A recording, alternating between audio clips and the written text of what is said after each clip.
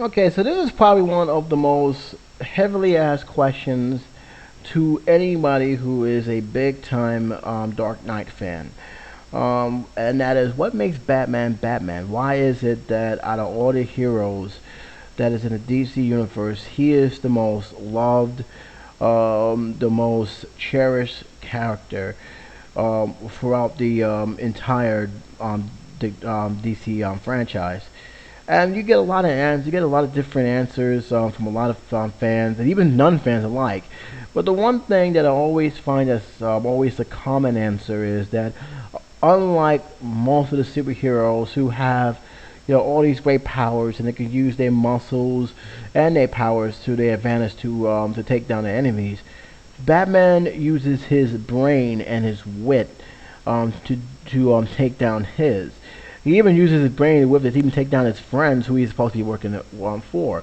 And you see that a lot with different coronations of the Batman comic books, as well as the animated movies and even the movies that are out now. That Batman is more. Before he goes into battle, he always seems prepared to have a fight with his allies or his enemies at all time. If the enemy has something that can cut through his suit, he always has something that will prevent that they get cut in the suit. If he's fighting a guy whose powers is fire, he will always have something that will overpower that. Superman, of course, he knows how to beat him with cruising kryptonite. Same thing with other characters that he comes across. Batman don't just run into the situation. He already calculated. He already has his mind set on what that villain is going to do and try to counteract it before it happens. Other people just say because he's a goddamn Batman, that's it. But it's one of those things that I find fascinating about this character, and it may raise the question as why I love this character so much. And I guess I got to go back again, yes, to the 1960s Adam West version.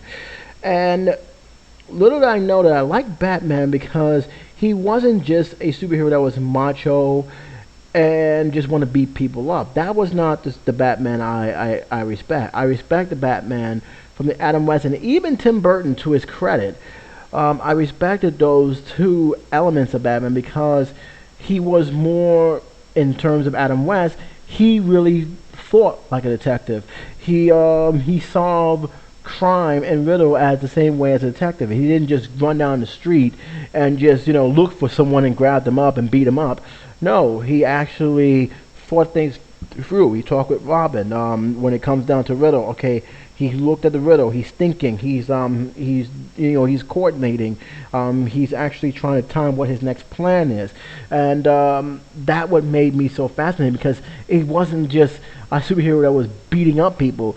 He was actually using his brain, and I really did enjoy that. I enjoyed that a whole lot.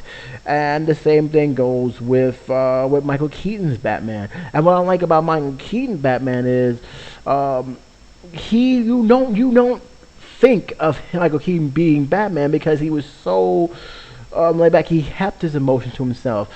He wasn't this dashing show off millionaire. Even though he did certain things to keep that lifestyle, it wasn't to the point where he was being a jerk about it.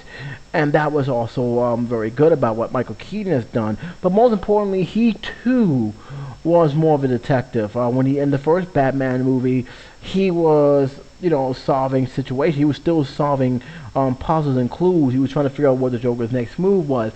When he realized that Joker was poisoning Gotham using some chemicals in makeup and other care products, he immediately jumped into action. And how he did that is he looked at his profile and found out that, hey, this guy is smarter than what he is, but he's also a chemist.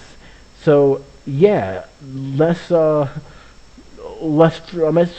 figure out what he done in a chemical standpoint, and he did that, and he did it very, very well. That's what fascinated me about Batman. That's why I'm attracted to Batman. It's not much of the fighting. Any superhero you see can use their muscles and use their powers to overpower their enemies. But what Batman's concern is, at least for my Batman, my vision of Batman is, I like him because before he uses his fist, he uses his brain. He analyzes things like a detective. He looks things through like a detective. I think the only weakness he truly has, in my opinion, is that he is. It left him a cold bastard. I mean, that's no other way to put it. I mean, he is cold. He is pretty much a guy who is basically married to fighting crime, and it shows a lot, especially with the comic books as well as the animated series, which, by the way, did a magnificent job bringing that Batman to his full potential.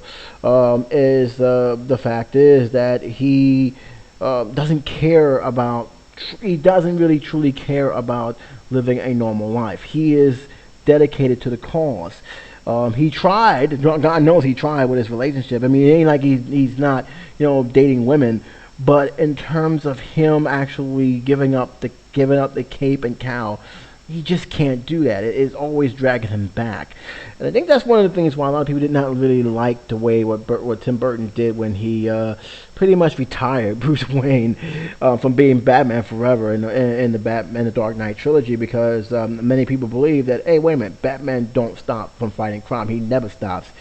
Well, in this one he did, so I really don't mind no mind to it, but I can understand why people are not happy with that. They're not happy with that type of ending, because to them, Batman is like the symbol of justice. He will never stop. He's like the nun of crime fighting. He is married to his work and nothing else. But to me, in my own feelings, uh, Batman to me, and I don't know what it is to you. You guys can leave your comments on the section. I'd like to hear from you guys and your feelings about that. But to me, the reason why Batman is my number one superhero out of all of them, even most of them in Marvel, is because of how he takes down his enemies, how he even takes down the most powerless of supervillains. And to me, that's what makes Batman Batman in my eyes, and that's why he to me is the number one hero in all the comic books, not just DC, but all the comic books. Now, you guys may disagree. That's cool. It's fine. It's just my own personal opinion. It's just my own personal feelings about that.